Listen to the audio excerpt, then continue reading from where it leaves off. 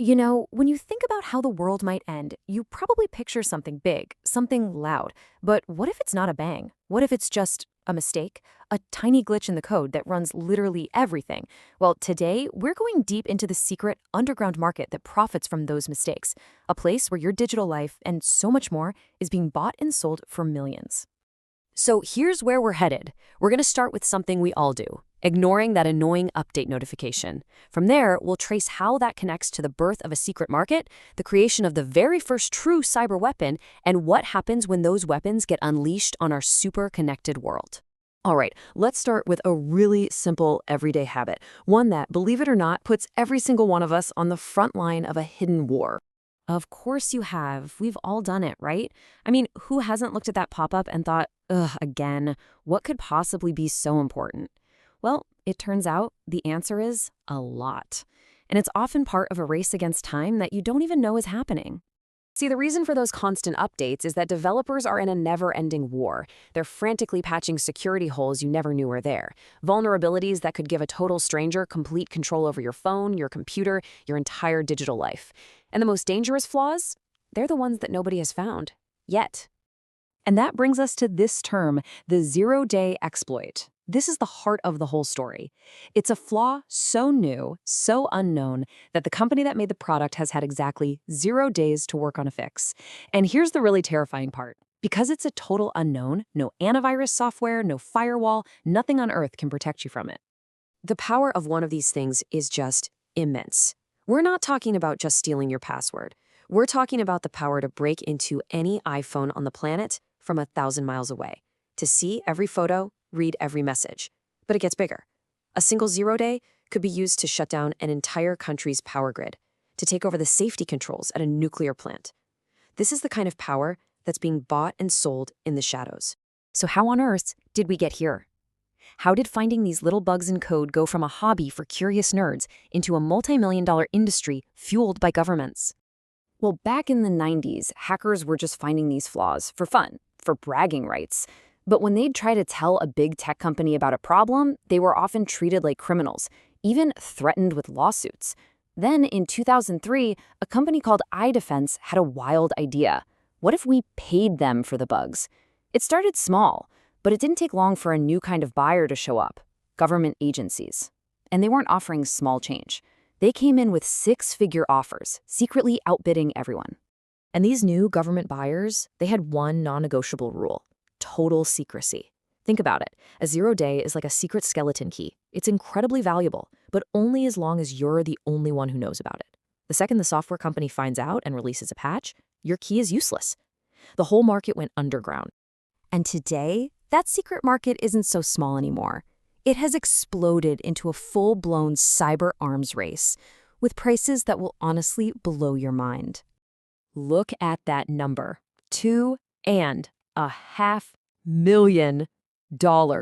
And no, that's not some made-up figure. That is the public price a broker called Zerodium will pay for one single top-tier exploit. These brokers are the middlemen. They connect the hackers with the governments who want to buy, all while keeping everyone anonymous. And for that price, you give them a single piece of code that can silently take over any fully updated iPhone or Android on the planet. So put yourself in a hacker's shoes for a second. You find a massive flaw. You've got two choices. You can tell Apple or Google.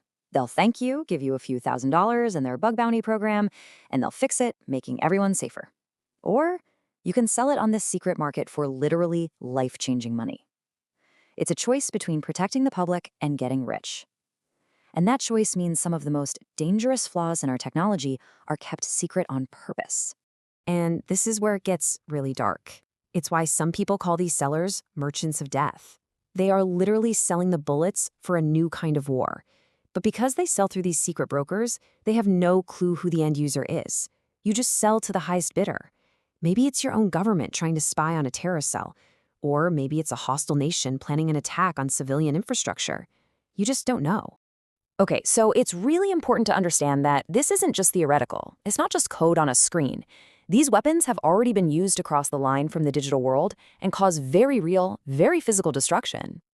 Let me tell you about Stuxnet. In 2010, the world witnessed the first true cyber weapon.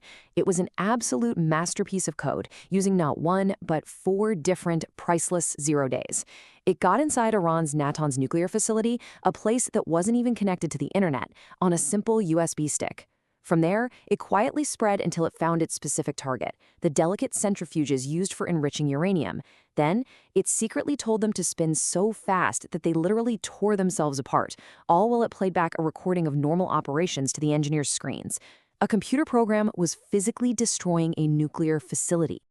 This was a profound moment. This wasn't just another hack. A former director of the NSA said it was a moment comparable to the first use of the atomic bomb. A brand new kind of weapon had been unleashed, and it immediately kicked off a global cyber arms race. Every nation suddenly knew they needed to have these weapons too. So here's the problem with stockpiling incredibly powerful new weapons. They have a nasty habit of not staying locked up. What happens when one of these government-grade tools gets out into the wild? In May of 2017, this exact message started popping up on screens all over the world. We're talking hospitals in the UK having to cancel surgeries, telecom companies in Spain crippled, universities across China shut down. An attack called WannaCry was locking up hundreds of thousands of computers, demanding Bitcoin to get the files back. And when investigators dug in, they figured out how it was spreading like wildfire. WannaCry was powered by a stolen cyber weapon, an exploit that had been developed and stockpiled by the U.S. National Security Agency, codenamed Eternal Blue. It had been hacked, leaked online, and now it was being used by criminals against all of us. The fallout was staggering.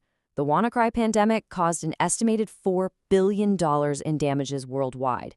It was a brutal lesson in the catastrophic risk of governments hoarding these digital weapons instead of disclosing the flaws so they can be fixed for everyone. And all of this brings us right to our doorstep, to today. Because the danger from these exploits isn't shrinking, it's growing exponentially, because the number of things we can attack is absolutely exploding. Just stop and think about it. It's not just our phones and our laptops anymore. It's our critical infrastructure, our hospitals, our power grids, our pipelines, our cars. It's all connected to the internet. Heck, even our light bulbs and our refrigerators are online now. Every single one of those connected devices is another potential doorway for an attack. Which leaves us with a final, really unsettling question.